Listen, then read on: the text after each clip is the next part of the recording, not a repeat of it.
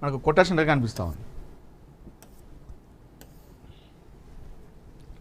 వచ్చే ఎన్నికల్లో పోటీ చేయను, రాజకీయాలు అవినీతిమయం, మాజీ సీఎం సిద్ధరామయ్య ప్రకటన. మరి ఇన్ని రోజులు రాజకీయాల్లో ఉన్నాడు కదా ఆయన, రాజకీయాలు అవినీతిమయం అని చెప్పేసి అన్నాడు. మరి ఇన్ని రోజులు రాజకీయాల్లో ఉండి ఇప్పుడు రిటైర్డ్ అయ్యే టైంలో రాజకీయాలు మొత్తం అవినీతిమయం అంటే చూద్దాం అసలు ఎందుకు ఈ ప్రకటన చేసిండు అనేది.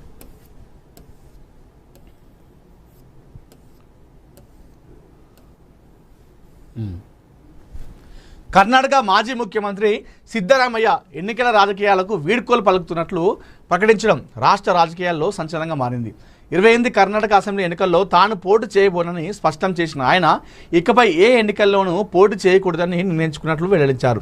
అదే ప్రజా జీవితానికి దూరం కాబోనని, క్రియాశీల రాజకీయాలు కొనసాగుతూ ప్రజల సమస్యలపై తన గళాన్ని వినిపిస్తామని స్పష్టం చేశారు. సిద్ధరామయ్య నిర్ణయం కాంగ్రెస్ పార్టీలోనే కాకుండా కర్ణాటక రాజకీయాల్లోనూ కొత్త చర్చకు తెరలేపింది. ఆదివారం సామాజిక మాధ్యమం ఎక్స్ వేదికగా స్పందించిన సిద్ధరామయ్య ప్రస్తుత రాజకీయ వాతావరణంపై ఆవేదన వ్యక్తం చేశారు. ఈ రోజుల్లో రాజకీయాలు కలిసిపోయాయని పేర్కొంటూ ప్రజాసేవకు ఎన్నికల్లో పోటీ చేయడం ఒక్కటే మార్గం కాదని అభిప్రాయపడ్డారు.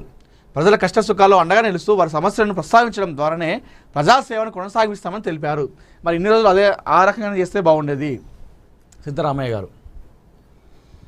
ప్రజల కష్టసుఖాల్లో దాంతోపాటుగా తాను ప్రాతినిధ్యం వహిస్తున్న వరుణ నియోజకవర్గం ప్రజలు మరోసారి ఎన్నికల్లో పోటీ చేయాలని కోరుతున్నప్పటికీ తన నిర్ణయాన్ని మార్చుకునే ఉద్దేశం లేదని స్పష్టం చేశారు.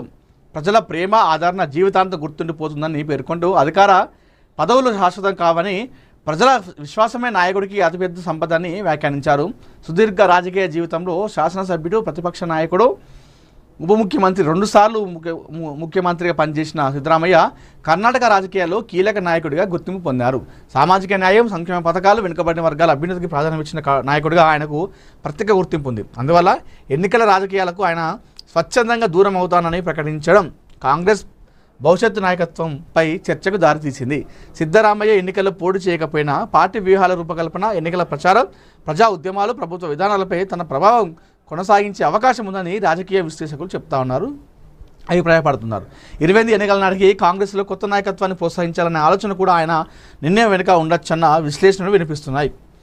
ఇప్పుడు జనాలు జంజీ ఆ విధంగా అయిపోయారు. ఎందుకంటే ఆ పాత తరాన్ని వాళ్ళు కోరుకోవట్లేదు, యువతరాన్ని కోరుకుంటా ఉన్నారు, కొత్త వాళ్ళని కోరుకుంటా ఉన్నారు. ఆ విధంగానే ఈ నిర్ణయం తీసుకున్నట్టుగైతే అనిపిస్తూ ఉంది సిద్ధరామయ్య గారు.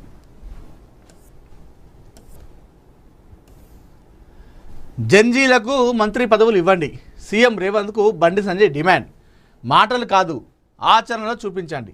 ఎమ్మెల్సీలతో రాజీనామా చేయించి యువతకు అవకాశం కల్పించాలి అని చెప్పేసి బండి సంజయ్ రేవంత్ రెడ్డికి చురుకలు అంటించడం జరిగింది. అసలు ఏందో చూద్దాం. ఇది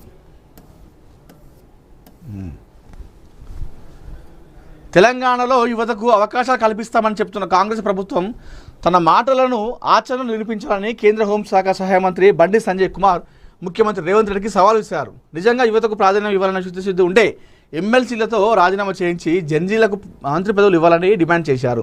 ప్రస్తుతం ఖాళీగా ఉన్న హోం, విద్య, మున్సిపల్ శాఖలను యువ నాయకులకు అప్పగించాలని సూచించారు. ఆదివారం శంషాబాద్ విమానాశ్రయం వద్ద మీడియాతో మాట్లాడిన బండి సంజయ్ కాంగ్రెస్ ప్రభుత్వంపై తీవ్ర విమర్శలు గుప్పించారు. జంజీలకు అవకాశాలు ఇస్తామని చెబుతున్న కాంగ్రెస్ ఆచరణలో మాత్రం వయసు పైబడిన నాయకులకే ప్రాధాన్యం ఇస్తుందని ఆరోపించారు. ముఖ్యమంత్రి దృష్టిలో జంజీలు అంటే వి హనుమంతరావు, కె కేశవరావు, కోదండరామిడి వంటి సీనియర్ నేతలని ఎద్దేవా చేశారు. వృద్ధులకు, వయసు దాటిన పెద్దలకు యూత్ కోట పేరుతో పదవులు ఇవ్వడం కాంగ్రెస్కు అలవాటైందని వ్యాఖ్యానించారు. యువతకు నిజమైన ప్రాధాన్యం ఇవ్వాలంటే రాజకీయ సంకల్పం అవసరమని, కేవలం ప్రకటనలతో సరిపెట్టకుండా అధికారంలో భాగస్వామ్యం కల్పించాలని బండి సంజయ్ అన్నారు. యువ నాయకత్వాన్ని ప్రోత్సహించే విషయంలో కాంగ్రెస్ ప్రభుత్వం ద్వంద్వ వైఖరి అవలంబిస్తుందని వివరించారు. సో రేవంత్ రెడ్డి గారు ఏదైతే చెప్తున్నారో జంజీలదే నెక్స్ట్ భవిష్యత్తు, యువత, విద్యార్థులు అని చెప్పేసి చెప్పినటువంటి వ్యాఖ్యలకు కౌంటర్గా అలా ఉన్నప్పుడు, అలా చెప్తున్నప్పుడు ఆ అవకాశం మీరే కల్పించండి, ఆ ప్రక్షాళన అనేది మీతోనే స్టార్ట్ చేయండి అని చెప్పేసి బండి సంజయ్ చురుకులను అంటించారు సీఎం రేవంత్ రెడ్డి గారికి.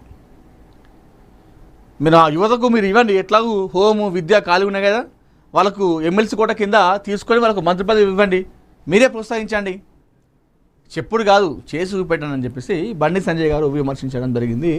అదేవిధంగా కాంగ్రెస్ దృష్టిలో జంజీలు అంటే యువత కాదు, విద్యార్థులు కాదు, కాంగ్రెస్ పార్టీ దృష్టిలో జంజీలు అంటే వి హనుమంతరావు అంటే విహెచ్ కేకే గారు కేశవరావు గారు, అదేవిధంగా కోదండరాం రెడ్డి గారు, వీళ్ళే వాళ్ళకు జంజీల్లాగా అని చెప్పేసి ఆయన కాస్త ఎద్దేవా చేయడం జరిగింది.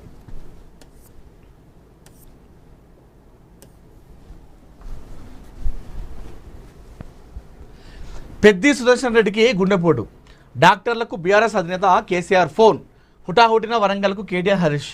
హన్మకొండ నుంచి హైదరాబాద్ ఆసుపత్రి తరలింపు, గ్రీన్ ఛానల్ ఏర్పాటు చేసిన ప్రభుత్వం తొలగిన ముప్పు. నిన్న పెద్ది సుదర్శన్ రెడ్డి గారి ఏదైతే వార్త ఉందో ఆరోగ్య పరిస్థితి గురించి మరీ దారుణం అండి, మరీ దారుణం తెలుసా. పెద్ద పెద్ద ఛానల్స్ వాళ్ళే,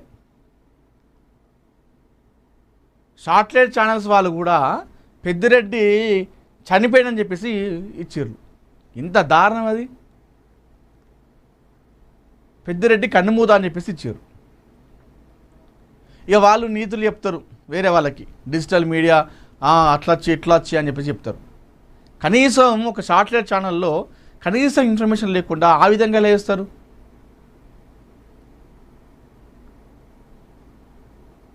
రైట్ పాప చనిపోయాడని చెప్పేసి ఇచ్చేళ్ళు.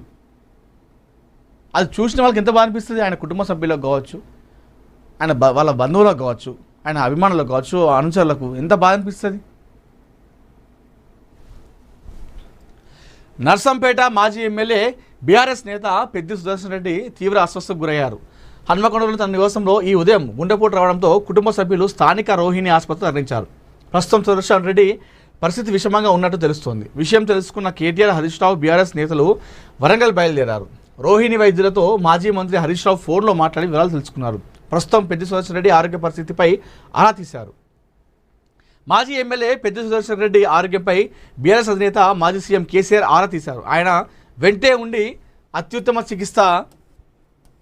సో కేసీఆర్ గారు కూడా స్పందించడం జరిగింది. ఎందుకంటే బీఆర్ఎస్ పార్టీ పెట్టినప్పటి నుండి టీఆర్ఎస్ పార్టీ కేసీఆర్తోనే ఉండడం జరిగింది. అత్యుత్తమ చికిత్స అందేలా చూడాలని కేటీఆర్ను ఆదేశించారు. ఉదయం నుంచి పెద్ది సుదర్శన్ రెడ్డి ఆరోగ్యం గురించి ఎప్పటికప్పుడు కేసీఆర్ వాకబు చేస్తున్నారు. సుదర్శన్ రెడ్డి కుటుంబ సభ్యులతో పాటు పార్టీ నేతలు కేటీఆర్, హరీష్ రావు, వినోదరావు, జిల్లా నేతలతో కేసీఆర్ ఎప్పటికప్పుడు మాట్లాడుతూ అప్రమత్తం చేస్తున్నారు. సుదర్శన్ రెడ్డికి మెరుగైన చికిత్స అందేలా తగిన ఏర్పాట్లు చేయాలని చెప్పేసి సూచించారు. ఆరోగ్య సమాచారాన్ని మెరుగైన చికిత్స కోసం వారు చేస్తున్న ప్రయత్నాలు డాక్టర్లు కేసీఆర్ వివరించారు. ప్రస్తుతం పెద్ది సుదర్శన్ రెడ్డి ఆరోగ్యం పరిస్థితి నిలకడగా ఉన్నట్టు సమాచారం. వైద్యురాలని ప్రశంసించిన హరీష్ రావు. పెద్ది సుదర్శన్ ప్రాణాలు కాపాడేందుకు కృషి చేసిన డాక్టర్ మమతకు మాజీ మంత్రి హరీష్ రావు ప్రత్యేక అభినందనలు తెలిపారు. పెద్దికి పలుమార్లు సిపిఆర్ చేసి గుండె లయ సరిచేసేందుకు ధన్యవాదాలు తెలిపారు. డాక్టర్ మమత లాంటి వారు వైద్య వృత్తి ఉన్నతమైన దండానికి నిదర్శనం అని చెప్పి హరీష్ రావు అన్నారు. అలాంటి డాక్టర్లు భూమిపై ఉన్న దేవులతో సమానమని చెప్పేసి కీర్తించారు. పెద్ది సుదర్శన్ రెడ్డి త్వరగా కోలుకోవాలని చెప్పేసి ఆకాంక్షించారు.